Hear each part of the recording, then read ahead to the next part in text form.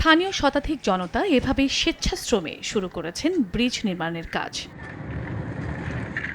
ঝালকাঠি সদর উপজেলার বাসুন্ডা ইউনিয়নের মানপাশা খালে একটি স্ল্যাব ব্রিজ নির্মাণের কাজ পায় ইসলাম ব্রাদার্স নামের ঠিকাদারি প্রতিষ্ঠান। খালে বাঁধ দিয়ে কাজ চলে বেশ কিছুদিন। এর মাঝে গত 5 আগস্ট সরকার পতনের পর আত্মগোপনে চলে যান প্রতিষ্ঠানটির ঠিকাদার জেলা আওয়ামী লীগের অর্থ বিষয়ক সম্পাদক মুনিরুল ইসলাম তালুকদার। বন্ধ হয়ে যায় ব্রিজের কাজ। তবে খালে বাঁধ থাকায় আশপাশের কৃষি জমি চাষাবাদের হুমকিতে পড়ে, পাশাপাশি চরম ভোগান্তি সৃষ্টি হয় স্থানীয়দের চলাচলে। এ অবস্থায় সোমবার সকালে ঠিকাদারের রাখা মালামাল দিয়েই ব্রিজের নির্মাণ কাজ শুরু করেন স্থানীয় শতাধিক জনতা।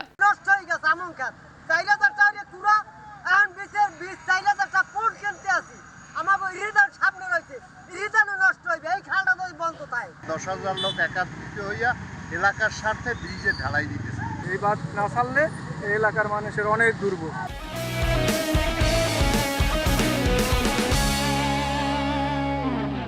খবর পেয়ে ঘটনাস্থল পরিদর্শন করেন এলজিইডির নির্বাহী প্রকৌশলী ও সদর উপজেলা নির্বাহী কর্মকর্তা। এ সময় এলজিইডির এসওকে কাজ তদারকির নির্দেশ দেন তারা। আমার এসও মঞ্জু এখানে ডেলং থাকবে তদারকির জন্য, কাজও চলবে এবং স্পেসিফিকেশন যেন ওকে হয়। আমরা বলেছি যে যেন তারা ছবি এবং ভিডিও ধারণ করে রাখে যে কাজ সব ওকে হচ্ছে কিনা, এবং আমিও স্টেশনে আছি, প্রয়োজনে আমিও আরও একাধিকবার আসবো। আমার এক্সএন মহোদয় এসছে, আপনারা দেখেছেন, আমার ইঞ্জিনিয়ার এসছে এবং জনগণ এখানে আছে।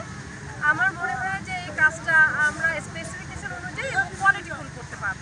উপজেলা প্রশাসনের তথ্য মতে এলজিইডির আওতায় ব্রিজটি নির্মাণে 1,37,00,000 টাকা ব্যয় ধরা হয়। সময় সংবাদ, ঝালকাঠি।